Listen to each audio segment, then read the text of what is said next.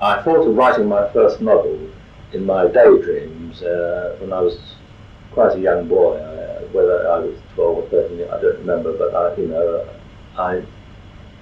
even knew the title, which so would never repeat it. And I saw novels of great success, the writers of the 30s and all that kind of thing. But I made no attempt to write fiction, except for a couple of poems in the school magazine. Well, they're not fiction, but you know what I mean, to write anything of my own. Until after I left school. That takes me over Hackney. It's okay, I mean... Yeah. Okay, well, what happened was that I left, I had a place at King's College London. I wanted to be a historian, but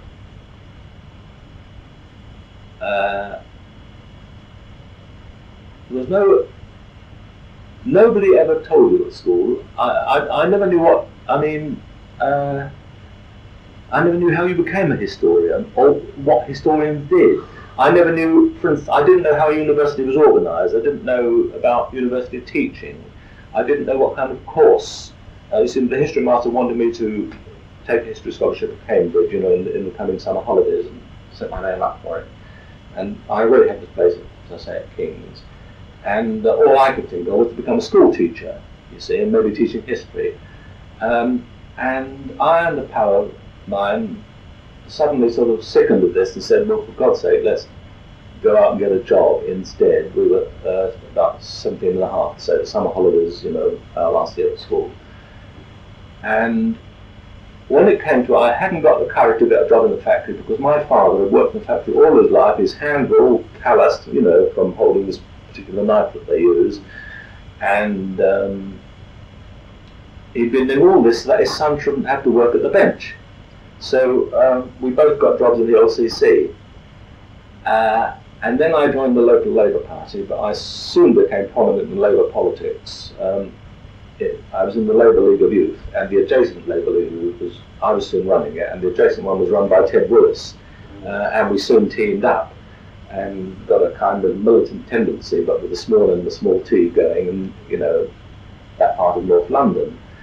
And very soon we were running the journal of the Labour League of Youth, whose circulation we boosted from 2,000 to 30,000 with 50,000 in a good month. And we were writing most of it between us under different names. And we would put in all the local news, and that would leave, This is London or national? National.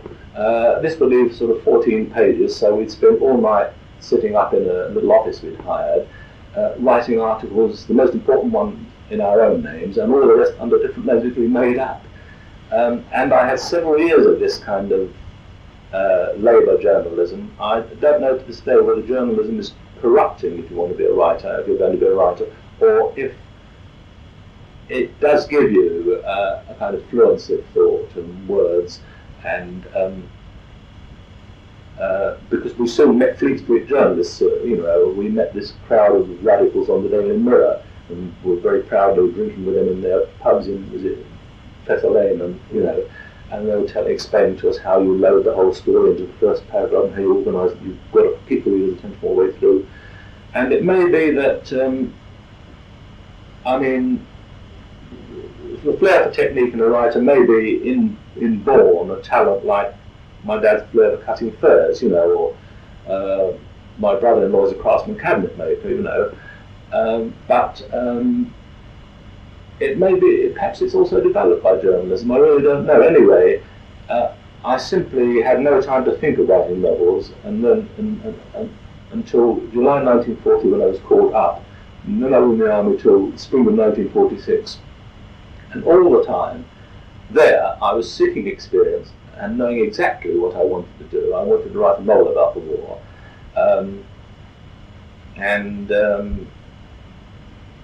When I came out, you were interviewed by a committee who said, what do you want to do and can we help you? And I said, yes, I want a typewriter. Because there was then a 12 months waiting list for it, and they got me a portable typewriter straight away, and I just went home. Yes, I was quite ill for the first 2 years after the war, and I went back to live with my parents. And then as I got better, I began to sort of go off and stay more and more with Londons and lived rooms from them, and then I fell in love with Paris when I got over there for the first time.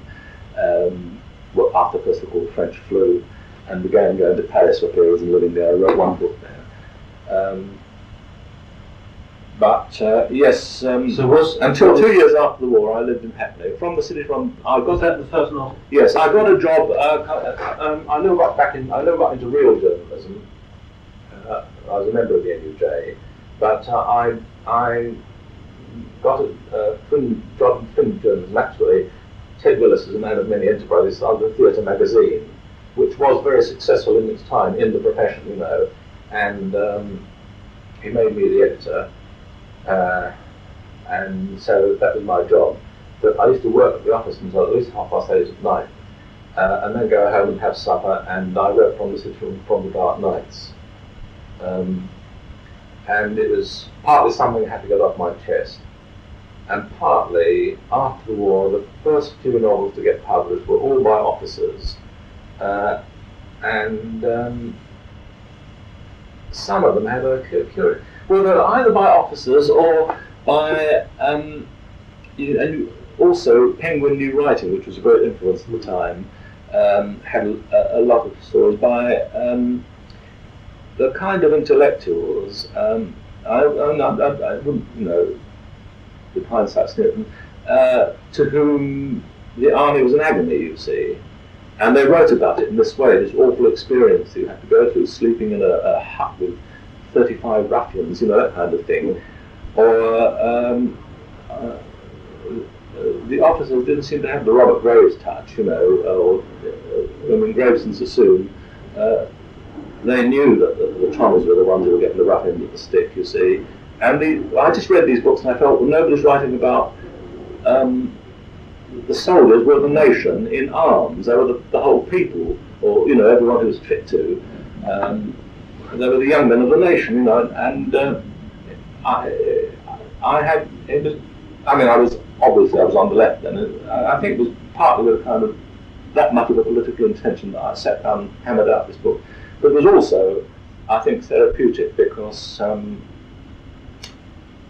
I wasn't in the thick of the war all the time, but I was in some fairly, you know, some big actions, like leading troops on D-Day and all that.